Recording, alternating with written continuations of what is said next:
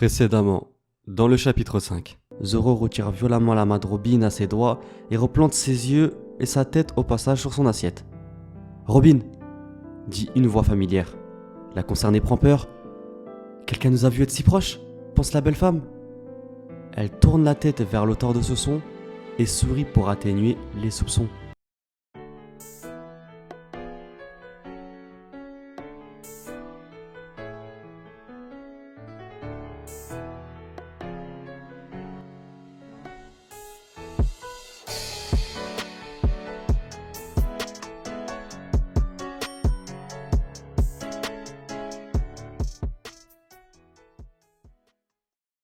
Zoro X Robin, chapitre 6.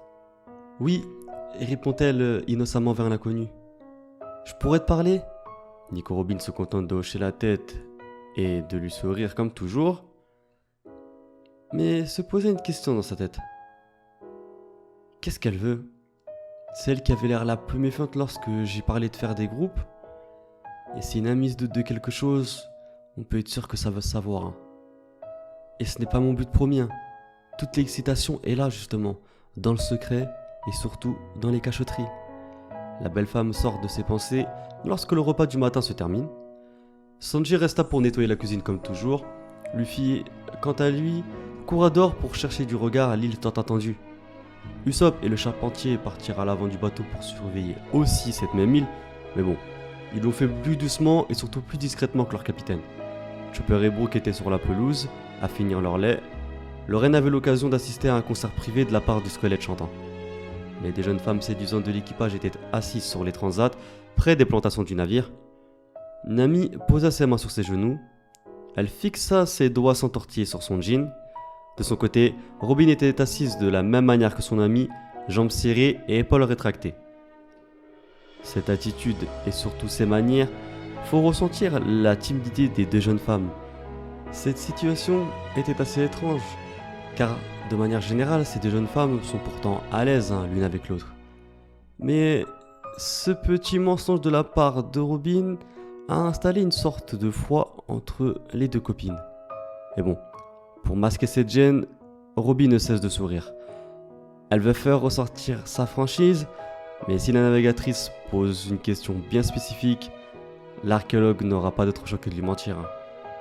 C'était pas bien grave, un petit mensonge, dit-elle avec un air assez triste.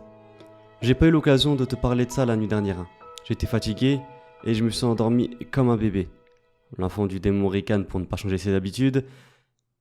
Mais cette question me trotte dans la tête depuis le début de la journée. Robin, est-ce que tu es avec... Et à ce moment-là, Luffy cria « Une île, une île, une île !» Suite à ça, Nami répond « On est arrivé ?» Ouf, répondit Robin dans sa tête. Je me suis sorti d'une situation bien catastrophique. Quelques secondes passèrent et nous avons aperçu Zoro qui était en train d'écouter la discussion entre les deux copines. Ce dernier se trouve assez gêné par cette situation et il a envie que cette situation assez tendue prenne fin le plus rapidement possible. Et ce même s'il commence à éprouver quelques sentiments pour Robin. Robin. Oui, Nami, quoi ? Juste, je voudrais au moins te poser une petite question. Oui.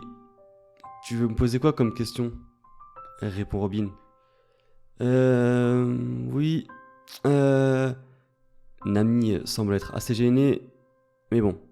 Cette question lui trottait dans la tête depuis si longtemps que elle ne pouvait pas faire l'impasse là-dessus. Et donc, elle lui a demandé « Qu'est-ce que tu faisais avec Zoro en pleine nuit ?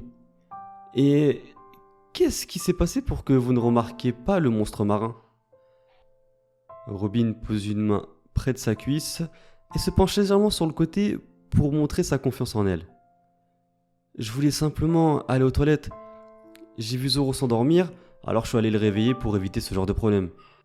Mais le temps que je le réveille, l'animal il avait déjà heurté le navire. » Nami reste neutre face à la déclaration si sincère de son ami. « Ah, tant mieux, je pensais que vous étiez... Oublie, je me sens bête. Nami se lève d'une traite, ne laissant pas le temps à sa camarade de l'interroger à son tour. Robin admire le dos de la navigatrice s'éloigner et descendre sur le pont vert. En la suivant du regard, elle tombe sur celui de Zoro qui l'a fixé depuis déjà un certain moment. Il la regarde en fronçant les sourcils, plus que d'habitude. Il s'interrogeait sur la conversation qu'eurent les deux femmes. Suite à ça, elle le regarde tendrement en mettant sa main sur sa joue. Elle finit par lui faire un clin d'œil discret qui fera dévier le regard insistant de l'épéiste. Et bien voilà les amis, cette vidéo est terminée, j'espère sincèrement qu'elle vous aura plu. Je compte vraiment sur vous pour vous abonner, c'est vraiment important. À peu près entre 70% et 80% des gens qui regardent mes vidéos ne sont même pas abonnés. Et je trouve ça assez dommage parce que le but justement c'est que vous puissiez être à l'affût des nouvelles sorties. Aussi je compte sur vous d'activer la cloche pour ne rien louper des prochaines sorties, à me suivre sur tous les réseaux sociaux, à partager un maximum cette vidéo, c'est vraiment important. Moi en tout cas je te dis à très bientôt pour de prochaines vidéos. Jana!